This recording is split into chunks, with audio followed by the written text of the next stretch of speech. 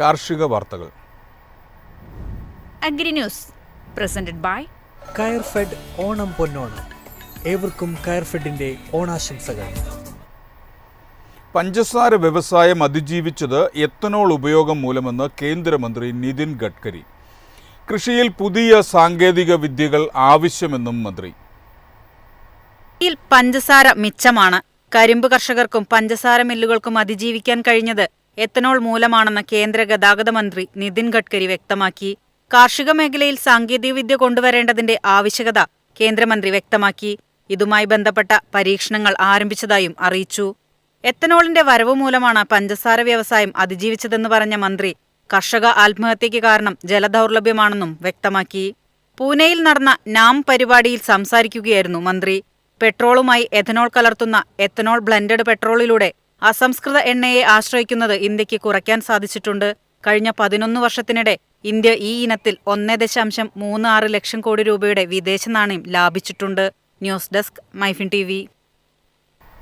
ഉൽപാദന ചെലവിന് ആനുപാതികമായ വില ലഭിക്കുന്നില്ലെന്ന് ക്ഷീര കർഷകർ. പ്രതിഷേധത്തിന് തയ്യാറെടുത്ത് കർഷകർ. കർഷകരിൽ നിന്ന് സംഭരിക്കുന്ന പാൽ മിൽമയ്ക്ക് നൽകാതെ മറിച്ചുവിറ്റ് ക്ഷീരസംഘങ്ങൾ ലാഭം നേടുന്നതായി ആരോപണം ശക്തമാണ്. ഈ സാഹചര്യത്തിൽ കർഷകർക്ക് ലഭിക്കുന്ന പാൽ വില 50 മുതൽ 70 രൂപ വരെയെങ്കിലും കിട്ടണമെന്ന ആവശ്യവുമായി രംഗത്തെത്തിയിരിക്കുന്നത്. മിൽമയ്ക്ക് മുന്നിൽ പ്രതിഷേധിക്കാനുള്ള തയ്യാറെടുപ്പിലാണ് കർഷകർ. നിലവിൽ നല്ല കൊഴുപ്പുള്ള പാലിന് 42 രൂപ വരെ കർഷകന് നൽകുന്ന സംഘങ്ങൾ ഇവ 56 രൂപയ്ക്ക് മറിച്ചു വിൽക്കുന്നതായാണ് ആരോപണം. ഈ ലാഭത്തിൽ നിന്ന് കർഷകർക്ക് ഒന്നും ലഭിക്കുന്നില്ല. പലപ്പോഴും സാമ്പിളായി 50 മില്ലി ലിറ്റർ കർഷകരിൽ നിന്നും സംഘങ്ങൾ ശേഖരിക്കുന്നുണ്ട്. മിൽമയ്ക്ക് നൽകുന്ന പാലിന്റെ അടിസ്ഥാനത്തിലാണ് ക്ഷീരസംഘങ്ങൾക്ക് ആനുകൂല്യങ്ങൾ ലഭിക്കുന്നത്. ഈ ആനുകൂല്യങ്ങളാണ് കർഷകരിലേക്കും എത്തുന്നത്. എന്നാൽ മറിച്ചു വിൽപ്പന മൂലം പല സംഘങ്ങളും മിൽമയ്ക്ക് പാൽ നൽകുന്നത് വളരെ കുറവാണ്. ഇതുവഴി കർഷകർക്കുള്ള ആനുകൂല്യങ്ങളും ഇല്ലാതാകുകയാണ്. News desk MyFin TV. American താരിഫിൽ ഉലഞ്ഞ് കർണാടകയിലെ കർഷക സ്റ്റാർട്ടപ്പുകൾ. പുതിയ വിപണികൾ കണ്ടെത്താൻ സർക്കാർ സജീവമായി രംഗത്ത്. കാർഷിക സ്റ്റാർട്ടപ്പുകളിൽ മുൻനിരയിലാണ് കർണാടക. അതിവേഗമാണ് ഭക്ഷ്യ സംസ്കരണ മേഖലയിലെ സൂക്ഷ്മ ചെറുകിട ഇടത്തര സംരംഭങ്ങൾ മുന്നേറുന്നത്. എന്നാൽ അമേരിക്കൻ താരിഫ് ഇവയുടെ വളർച്ചയെ 6 മുതൽ 7% വരെ മന്ദഗതിയിലാക്കുമെന്നാണ് വിലയിരുത്തൽ.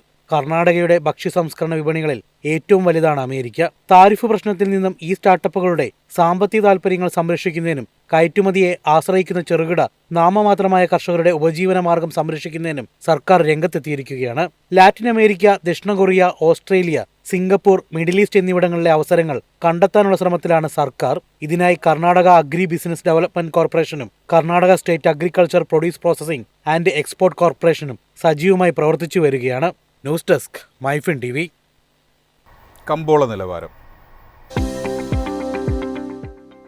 ഇന്നത്തെ കമ്പോള നിലവാരം: RSS 4 186, RSS 5 183, ലാറ്റക്സ് 127, ജാതിക്ക 300, ജാതിപത്രി 1800 മുതൽ 2000 വരെ, ഗ്രാമ്പു 790, അടയ്ക്ക 280, കാപ്പിക്കുരു 265, കൊക്കോ പരിപ്പ് 380, കുരുമുളക് ഗാർബിൾ 70,600, കുരുമുളക് അൺഗാർബിൾ 68,600, ഏലക്ക 2,100 മുതൽ 2,200 വരെ, വെളിച്ചെണ്ണ 36,800, കൊപ്ര 23,800, ചുക്ക് 24,000.